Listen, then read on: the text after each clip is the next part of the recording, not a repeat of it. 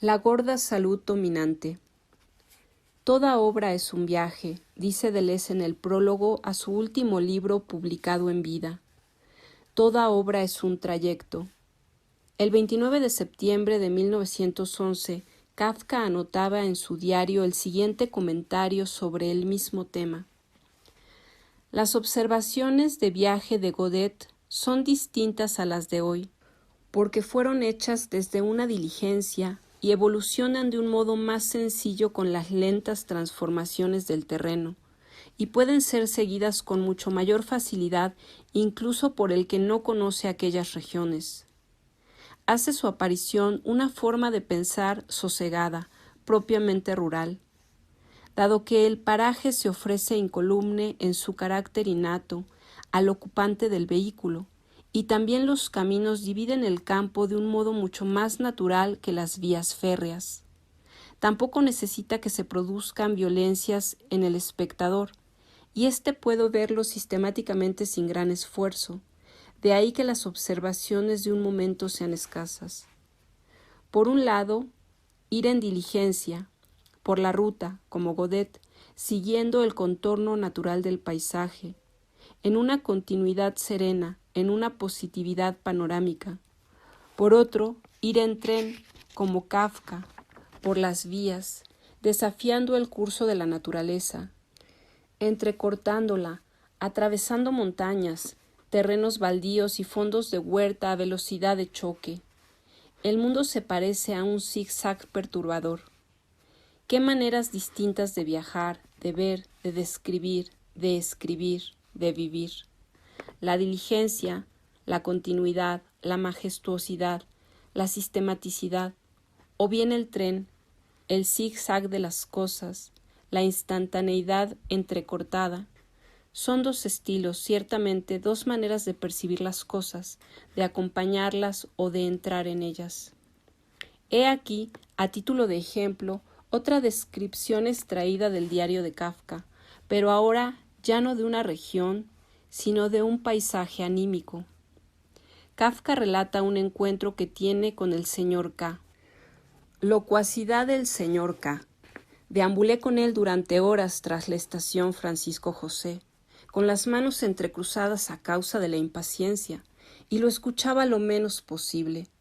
Me pareció que un hombre capaz de hacer algo bueno en su profesión debe volverse un irresponsable cuando se pierde en anécdotas del trabajo. Su aptitud le llena la conciencia. De cada historia salen ramificaciones, siempre varias, y él las domina todas, porque las ha vivido. La prisa y la consideración hacia mí lo obligan a callarse muchas, y algunas se las destruyo yo mismo a base de mis preguntas. Pero también le recuerdo otras, le recuerdo que también se ha adueñado considerablemente de mi propio pensamiento. Su persona hace en la mayoría de estas historias un magnífico papel, que él se limita a insinuar, con lo que aún le parecen más significativas las cosas que se calla. Además, está tan seguro de mi admiración que incluso puede lamentarse porque aún en su desgracia, en su vejación, en su duda, es admirable. Y otra vez calla arriba y calla abajo. Al fin no puedo resistir ni un momento más, y él intenta retenerme con mis propios asuntos. Instalación de la fábrica, de los cuales venimos hablando hace mucho tiempo. Así espera inconscientemente poder mantenerme entre sus garras y atraerme de nuevo a sus historias. Entonces digo algo, pero mientras hablo le tiendo la mano con clara intención de despedirme y me libro de él. Por lo demás, cuenta muy bien las cosas. En su narración se mezclan la riqueza de pormenores de las frases escritas y el discurso vivaz, como suele uno encontrarlo en esos judíos obesos, morenos, de buena salud transitoria, de estatura media, excitados de tanto fumar cigarrillos sin parar. Las expresiones jurídicas dan consistencia al discurso. Cada historia se desarrolla desde su origen. Se aducen frases y réplicas y se las agita, por así decirlo, con observaciones personales. Se mencionan en primer lugar aspectos accesorios en los que nadie pensaría y luego se hace observar su carácter accesorio y se dejan de lado. Una persona, su nombre es algo secundario. El oyente se ve personalmente implicado. Se le hacen preguntas mientras la historia se va concentrando. A veces, ante una historia que no puede interesarle en absoluto, el oyente es objeto de una interrogación naturalmente inútil, a fin de establecer alguna relación provisional. Las observaciones que introduce el oyente no son puestas en su lugar inmediatamente, lo que resultaría molesto, pero sí bastante pronto, cuando así lo requiere el curso de la narración. Esto es una adulación objetiva que mete al oyente en la historia, porque le da un derecho muy especial a ser su oyente. Es el tren de la mirada de Kafka atravesando las sinuosidades del señor K, perforándolas y revelando en su trayecto la autosuficiencia saludable y pegajosa del gordo jurista. Un cierto humor que detecta en cada gesto la mezquindad, la viscosidad, la soberbia del interlocutor. Delante del señor K, Kafka parece frágil, impotente, como frente a una montaña, y todo lo que le queda es querer huir, incluso traspasando esa montaña. No significa huir del mundo, sino de una cierta salud del mundo, enteriza, redonda, perfecta, acabada, imposible de remover como una montaña, para oponerle otro estado, una imperfección, un no acabado, una inmadurez por medio de la cual el mundo pueda después invadirlo hasta tomarlo por asalto, pero de otra manera. He aquí un fragmento de Kafka sobre sus insomnios, su susceptibilidad exagerada, su estado de fatiga. Creo que este insomnio se debe únicamente a que escribo, ya que, por poco y mal que escriba, estas pequeñas conmociones me sensibilizan, especialmente al caer la noche, y más aún por la mañana. El soplo, la inmediata posibilidad de estados más importantes, más desgarradores que podrían capacitarme para cualquier cosa, y luego, en medio del fragor general que hay en mi interior y al que no tengo tiempo de dar órdenes, no encuentro reposo. Pero ahora este estado, junto a unas débiles esperanzas, solo me causa prejuicios, puesto que mi ser no posee la resistencia suficiente para soportar la actual mezcolanza. De día me ayuda el mundo visible, de noche me hace pedazos sin que nadie lo impida. En este aspecto pienso siempre en París, donde en la época del asedio y posteriormente hasta la Comuna, la población de los suburbios del norte y del este, hasta entonces desconocida por los parisienses, en unos meses, literalmente, de hora en hora, avanzó a sacudidas como las agujas de un reloj, llegando al mismísimo centro de París por las calles que la ponían en comunicación con él. El no acabado esencial. Una salud muy frágil, una debilidad, un agotamiento, una cierta confusión nerviosa configura esta permeabilidad que, según Kafka, favorece la intrusión de personajes distantes y desconocidos capaces de tomar por asalto el centro del sujeto. El dramaturgo polaco Gombrowicz llevó hasta sus últimas consecuencias la importancia de esta deformidad, de este no acabado, de lo que él llamó la inmadurez necesaria al artista. Dice Gombrowicz que el escritor es un amante de la inmadurez, así como el hombre adulto y acabado se siente tentado por el joven, por el inferior, por el irresponsable, por el inconstante, porque es donde la vida se encuentra en estado más embrionario, donde la forma todavía no cuajó del todo. Al relatar su amistad con Bruno Schulz, Gombrowicz comenta: él me admiraba, yo no lo admiraba. Hubo ahí una especie de cortocircuito, y mejor así. ¿Qué habría sucedido si hubiese respondido a su admiración con mi admiración? Eso no nos habría vuelto demasiado pesados como para experimentar en nosotros mismos. Oh, claro, Tanto él como yo buscábamos la admiración, la confirmación. El vacío es extenuante, pero ¿acaso una armonía real tendría que ver con nuestro estilo? Mucho más conforme a nuestro estilo habría sido, al contrario, ese fiasco que hizo que la mano que él me extendió no encontrase la mía.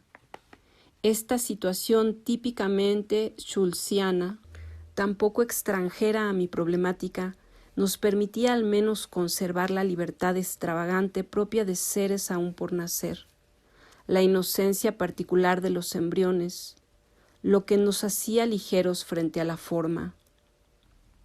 Inocencia de los embriones, valorización de la inmadurez, elogio de la juventud, fuerza del no acabado. Como dice Deleuze, el escritor goza de una irresistible salud pequeñita, producto de lo que ha visto y oído de las cosas demasiado grandes para él, demasiado fuertes para él, irrespirables, cuya sucesión lo agota y que le otorga no obstante unos devenires que una salud de hierro y dominante haría imposible. La fragilidad del escritor no es una neurosis ni psicosis, sino porosidad al exceso, apertura y permeabilidad a aquello que una salud gorda, una autosuficiencia acabada, madura, cerrada, concluida, que funciona por demás bien, jamás podría acoger, abrigar, favorecer. El escritor es aquel que vio demasiado, que oyó demasiado, que fue atravesado en demasía por lo que vio y oyó, que se desfiguró y desfalleció por eso que es demasiado grande para él, pero en relación a lo cual él solo puede mantenerse permeable, en una condición de no acabado, de inmadurez, imperfección, fragilidad. Ejemplo del neorrealismo italiano, donde los personajes estupefactos por la visión de la guerra, de la miseria o de la naturaleza revuelta exclaman: «Es terrible y demasiado hermoso». La gorda salud dominante es incapaz de ver, oír y dejarse atravesar por tanto exceso. El estómago fenomenal. ¿Qué es la gorda salud dominante? He aquí un ejemplo lateral tomado de La serpiente emplumada, la novela de D. H. Lawrence. Una irlandesa, acompañada por un estadounidense y un inglés, en viaje a México, asisten a una corrida de toros. El estadounidense, rodeado de mexicanos de mirada siniestra y amenazante, en medio de la lluvia y delante del toro ensangrentado, casi en una crisis nerviosa, se convence de que está en vías de vivir, de eso que era la verdadera vida. Es la pregunta que vuelven las novelas de Lawrence y en la voz de sus personajes. ¿Será esto la vida? ¿Será esto vivir? ¿Vivir es esto? La irlandesa Kate, a su vez, en combate terrible contra aquello que el estadounidense llamaba vivir, como la corrida de toros, el té, la explosión de modernismo en las artes, comienza a entender que lo que se entiende por la palabra vida no pasa de un error que proviene de nuestro cerebro, y se dice a sí misma, en la intensidad de su ritual de iniciación con los indios: tienes que nacer de nuevo, a costa de un combate con la vida insaciable, con el dragón de la existencia degenerada e incompleta, se debe recibir esa flor delicada de ser que se marchita al mínimo toque. Lawrence muestra el contraste entre los blancos y esos adoradores de la muerte que son los indios, que aceptan el vacío sin reservas y que así preservan una extraña llama de vida y una ligereza incomprensibles. Dejemos resonar la pregunta más general de Lawrence, tal vez de Kafka, de Gombrowicz, ciertamente de Deleuze. ¿Será la vida esta gorda salud del espectáculo, del frenesí excitado frente a lo sensorial, del acaparamiento del mundo por parte de un estómago fenomenal que deglute todo porque también expele todo? ¿O, al contrario, estará la vida más próxima a una fragilidad frente al exceso y también, por consiguiente, a una cierta selectividad? Tema nietzscheano, el de la vida como paladar y el paladar horrible de los alemanes, su gusto por la cerveza y la salchicha y por lo espectacular y por lo pesado. Tal vez sea preciso releer toda esta cuestión en términos de alimentación. Es lo que el poeta Henry Michaux dice de manera tan simple. Escribí estos textos para mi salud. Quien se alimenta de sonidos y de ciertas relaciones de sonidos siente que eso le conviene, mientras que a otro le convendrán los espectáculos y las relaciones reveladas por la biología, a otro la psicología, porque el cálculo matemático o el estudio de la metafísica nunca lo alimentarían del todo bien, o viceversa. Pero todo esto no es claro ni excluyente entre las personas saludables. A esos individuos groseros como a los buenos estómagos todo les conviene. Ciertos enfermos, al contrario, llegan a tener tal falta de euforia, tal inadaptación a las pretendidas felicidades de la vida, que para no hundirse están obligados a recurrir a ideas completamente nuevas, inclusive a reconocerse y hacerse reconocer como Napoleón I o Dios Padre. Forjan su personaje de acuerdo con su fuerza declinante, sin construcción, sin el relieve y la valorización habituales en las obras de arte, pero con pedazos, piezas y combinaciones azarosas donde la única cosa que parece firme es la convicción con la que se agarran a esa tabla de salvación. Nada de la imaginación de los profesionales, ni temas, ni desarrollos, ni construcción, ni método. Al contrario, solo la imaginación de la impotencia en conformarse. He aquí una operación al alcance de todo mundo, y que parece ser tan provechosa para los débiles, los enfermos y enfermizos, los niños, los oprimidos e inadaptados de toda clase. La gorda salud dominante, que devora y expele todo, y preserva la propia forma a lo largo de toda su operación omnívora, en un majestuoso pasear por el mundo, y la frágil salud irresistible, que por no engullir cualquier cosa y no empacharse, puede permanecer más abierta y permeable a muchas cosas con las cuales entra en extrañas relaciones de choque y metamorfosis. Mantener la forma o transfigurarse, aferrarse al propio formato o estar sujeto a las metamorfosis que advienen de esas relaciones con un exterior. Dos políticas en relación con la forma, con las formas que la vida produce. La vida encarcelada. Pero al final, ¿cuál es la forma dominante? ¿No es que es tan indeseable? ¿Qué se inventa con la pequeña salud frágil? ¿No corremos el riesgo de tomarla por un nuevo modelo? ¿Y qué es la salud y qué la enfermedad desde el punto de vista de la vida? ¿Qué función desempeña aquí la literatura? Deleuze pone la cuestión en los siguientes términos. ¿Qué salud bastaría para liberar la vida allá donde está encarcelada por y en el hombre? Ninguna salud bastaría para dar cuenta de esa tarea, liberar la vida donde quiera que esté encarcelada. Los autores que le gustan a Deleuze, aquellos que cita, cultiva, utiliza, tienen esta característica curiosa, una extraña relación con el vitalismo. He aquí un pequeño ejemplo, en un nivel todavía discursivo, de contenido, tal como lo expone uno de los personajes de Lawrence, un general mexicano que se declara el dios Quetzalcóatl. ¿Qué hacer de la vida si no vivir? Busquemos la vida allí donde pueda encontrársela. Una vez que la hayamos encontrado, ella misma resolverá los problemas. Cada vez que neguemos la vida a fin de resolver una dificultad, hacemos nacer otros 10 problemas en el lugar del primero. Cuando los hombres busquen en primer lugar la vida, no buscarán más las tierras ni el oro. Busquen la vida y la vida traerá el cambio. Todo lo que es vida es vulnerable. Solo el metal es invulnerable. Combatan por el frágil brotar de la vida, pero entonces no cedan jamás. He aquí un concepto de vida en las antípodas de cualquier fascismo. Es un discurso político tanto más extraño cuanto que define con vigor una relación primordial con aquel estado embrionario del que habla Gombrowicz.